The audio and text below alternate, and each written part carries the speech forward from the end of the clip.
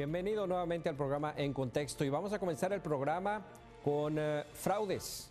Fraudes en contra de la comunidad inmigrante sobre todo, y como siempre nos acompaña para hablar de ese tipo de situaciones y cuestiones importantes en las que hay que proteger a la comunidad inmigrante, a la comunidad hispana, en este caso obviamente a través de nosotros, el medio hispano. Me da muchísimo gusto recibir aquí en el estudio a Ernesto Herrera. Él es de la División de Protección al Consumidor de la Oficina del Procurador General de Indiana, o del Fiscal General de Indiana. Buenas tardes. ¿Cómo estás, bien, Ernesto? bien. Muchísimas gracias como siempre por venir aquí. Un placer. Platícanos algo que está preocupando mucho a las autoridades, en este caso, que tiene que ver con migrantes que se van a trabajar a otros estados. Bueno, como te comentaba antes de iniciar la entrevista, la Procuraduría recientemente, digamos unos 2 años a la fecha, se ha involucrado un poquito más con la cuestión de asuntos del tráfico humano. El tráfico humano pues se presta para varios tipos de abusos, la cuestión de tráfico humano para cuestiones de sexo, tráfico humano para cuestiones de trabajo laboral, en este caso, y ese es uno muy específico que quería comentar y alertar a la población. De hecho, yo sé que muchas personas han sido víctimas de esto, pero desafortunadamente hay vacíos legales donde incluso no hay quien te reciba una queja tan específica. Y si lo reciben es muy limitado lo que pueden hacer. Como siempre, entonces el énfasis debe de ser en prevenir, ¿no? Protegerse. Claro. Específicamente me refiero a casos en que a cuadrillas de trabajadores los contratan sin ningún papel de por medio, simplemente creen en la palabra del otro contratista. Sin contrato, sin nada. No hay nada por escrito. Ellos simplemente dicen, ok, vamos a hacer un proyecto de tabla roca o proyectos de restauración de algún edificio comercial. Casi siempre es en proyectos muy grandes. Y se los llevan con el atractivo de que van a trabajar incluso a veces a otro estado. Les van a pagar hospedaje y alimentación y el sueldo. Pero hay muchos casos en los que no se les... O sea, al principio sí les pagan, pero después incluso los abandonan. Ya cuando terminaron el proyecto o cuando el proyecto ya está muy avanzado, estas personas con muy malo proceder, mala intención, pues al principio los engañaron muy bien y al final simplemente se desentienden. La primera reacción es tratar de presentar una queja en el Departamento de Trabajo del Estado o dar parte a la policía y decir, bueno, me defraudaron, ¿no? En el caso del Departamento de Trabajo, el marco legal no está muy claro en cómo se define quién es un empleado y un contratista en esos casos. O sea, incluso hay que adquirir la experiencia o los expertos, abogados en esas áreas. Y en este caso el reporte va con ustedes también, si ocurre algo así. Bueno, yo les invitaría a que me llamen a mí también y yo canalizar esa queja al Departamento de Trabajo. Ellos tienen un proceso muy diferente.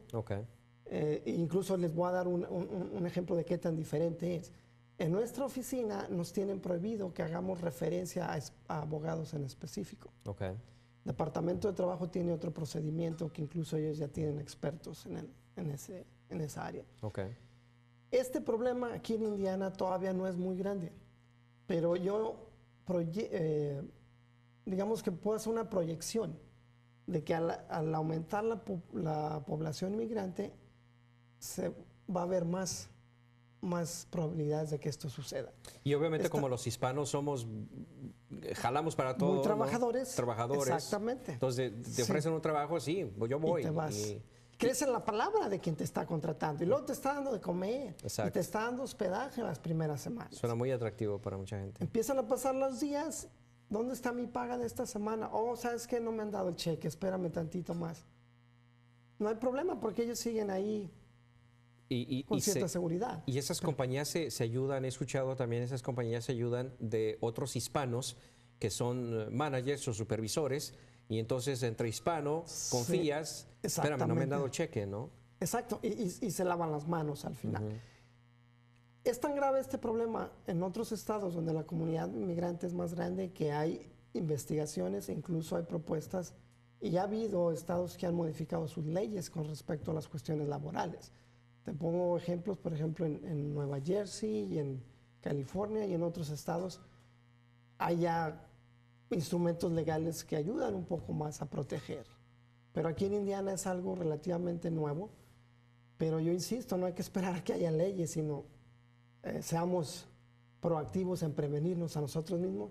Tómenle toda la información que puedan al contratista, incluso si tiene compañía, pues asegúrense que esa compañía está registrada en uno u otro estado X, y pues en cuanto más información tengan, van a actuar con más seguridad, ¿no?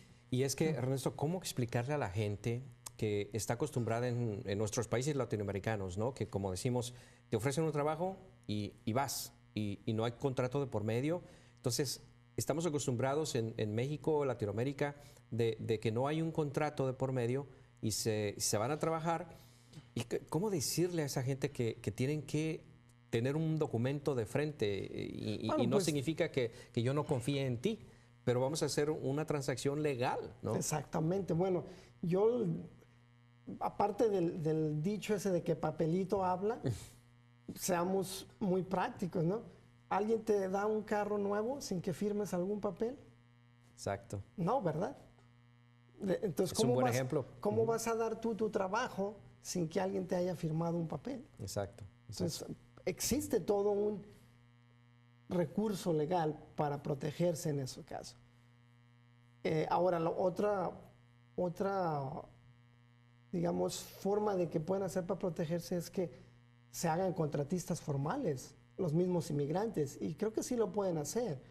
En el IRS creo que pueden presentar esa forma de la 1099, la 1099. Así es. Bueno, sí, son documentados si no tienen número de seguro social. Exacto, pero se pueden registrar con su ITIN y ellos son... Crear una compañía, claro. Y es una pequeña compañía, pero para fines legales. Con esa incluso a veces toman proyectos de trabajo de mejor calidad, más formal, porque estás presentando un papel de que existes como negocio.